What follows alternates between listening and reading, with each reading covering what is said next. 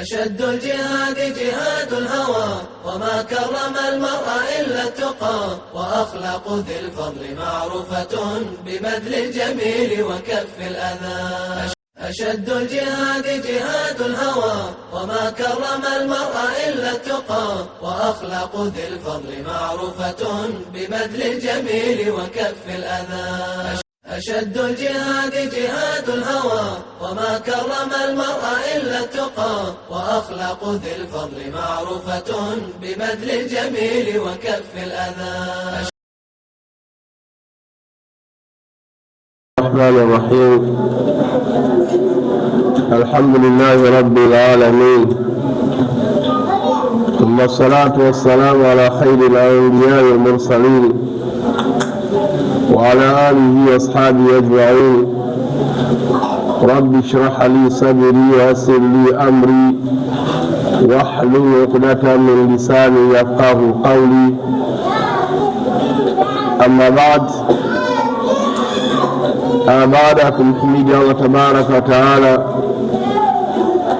na kumtakia ziada ya rahma kipenzi cha umma Bwana Mtume Muhammad sallallahu alaihi wasallam, ndugu zangu tuliohudhuria kwenye kongamano letu hili katika msikiti wetu huu Masjid Mutayir, Allah alipe kila la kheri kwa kuhudhuria muhadhara huu inshallah,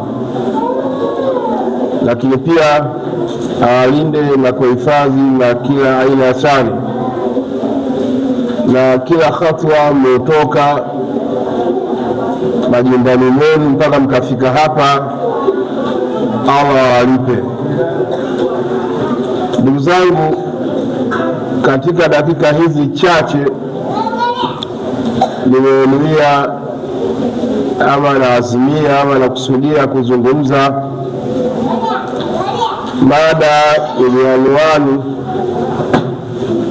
nafasi ya madrasa katika kulea watoto mliopewa hiba.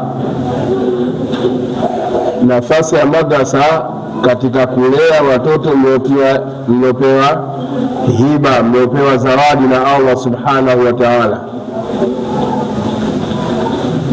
Ndugu zangu mliohudhuria, watoto ni neema miongoni mwa neema adhimu ambazo Allah subhanahu wa ta'ala amewapeni hiba. Allah amewapa hiba watoto, yahabu liman yashau inathan wa yahabu liman yasha dhukura. Allah subhanahu wa ta'ala humpa hiba mzazi kwa kumpa mtoto wa kike au kwa kumpa mtoto wa kiume, au zawiji dhukurana wa inatha. Baadhi nyingine Allah subhanahu wa ta'ala huwachanganyia wazazi akawapa watoto wa kike na wa kiume kwa pamoja, lakini Allah subhanahu wa ta'ala kwa matashi yake na hikma yake pia kuna wale ambao wajaluhum aqima, anafanya kuwa wao si wenye kuzaa. Kwa nafasi zote hizi Allah subhanahu wa ta'ala ameziweka kwa waja wake, ambapo kila mmoja atakiwa mshukuru Allah subhanahu wa ta'ala. Yule ambaye tabaraka wa ta'ala amempa mtoto wa kike tu au amewapa watoto wa kike tu, amshukuru Allah subhanahu wa ta'ala, na wale ambao Allah subhanahu wa ta'ala amewapa watoto wa kiume tu, wamshukuru Allah subhanahu wa ta'ala, na wale ambao Allah subhanahu wa ta'ala amemchanganyia akampa watoto wa kike na wa kiume kwa pamoja, pia amshukuru Allah subhanahu wa ta'ala kwa neema hiyo. Na wale ambao Allah subhanahu wa ta'ala yeye hakumweka katika nafasi hiyo, akamweka katika nafasi nyingine kwamba si katika wenye kuzaa, pia amshukuru Allah subhanahu wa ta'ala. Yote hayo ni katika mipango ya Allah subhanahu wa ta'ala. La yus'al amma yaf'al wa hum yus'alun. Allah tabaraka wa taala haulizi alichokifanya, bali wanadamu ndio wenye kuulizwa. Kila mwanadamu ambaye amepewa na Allah subhanahu wa ta'ala mtoto wa kike au akapewa mtoto wa kiume au akachanganywa akapewa mtoto wa kike na wa kiume, watakuja kuulizwa mbele ya Allah subhanahu wa ta'ala. Walihadha yakulu nabii sallallahu alaihi wasallam kullukum ra'in, na kwa sababu hii ndio maana Bwana Mtume sallallahu alaihi wasallam akisema kullukum ra'in, ninyi nyote ni wachunga, wa kullukum mas'ulun an ra'iyati, na ninyi nyote mtakuja kuulizwa kwa vile ambavyo mnavyovichunga. Kwa hiyo kama umebarikiwa kupewa neema ya watoto wa kiume utaulizwa, umebarikiwa kupewa watoto wa kike utaulizwa, umebarikiwa kupewa watoto wa kike na wa kiume utaulizwa ulivichunga chunga vipi.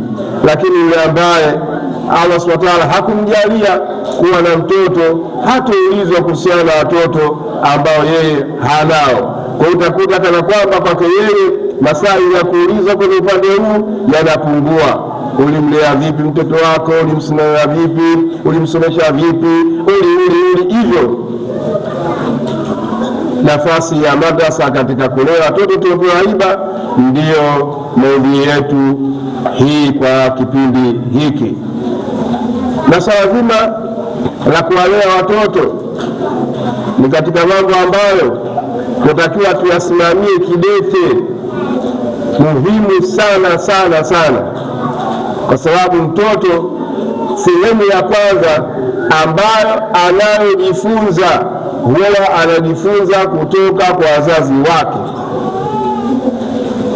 kwanza kutoka kwa familia yake, kutoka kwa wale ambao wanamzunguka.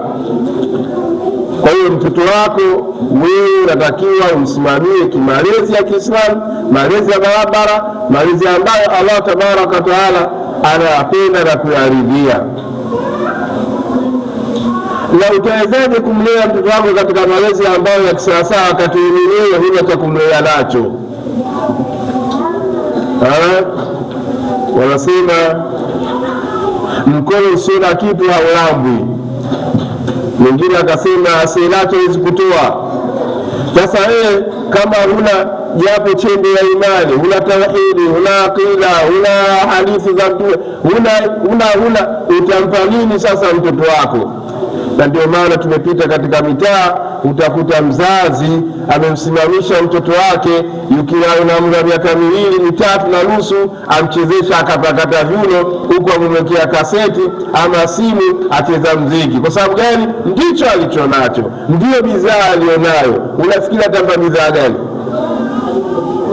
Kama kumpa ndomboro, kama hakumpa siji kitu gani, ndicho alichonacho.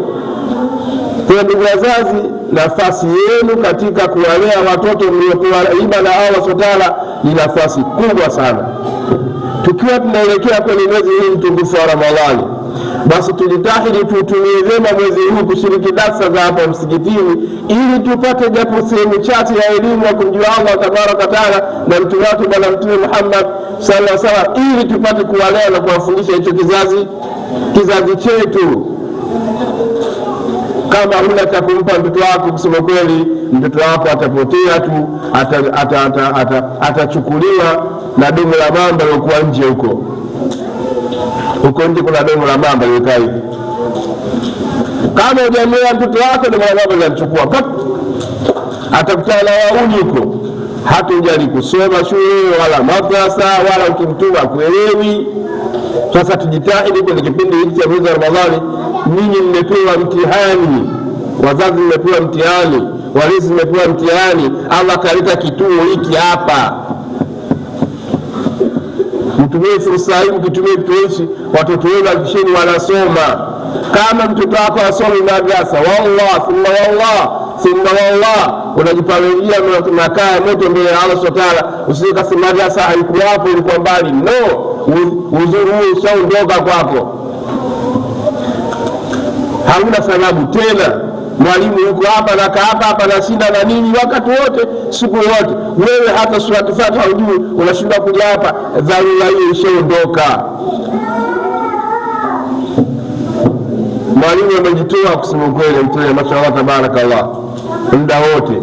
Ni jukumu letu kama wazazi, kama walezi, kuhakikisha kwamba tunashirikiana na mwalimu, tunakuja madrasa kama wazazi, ili tupate kuwasomesha watoto wetu, kuwalea watoto wetu, kwa sababu sisi ndio walimu wa kwanza wa kuwalea watoto wetu.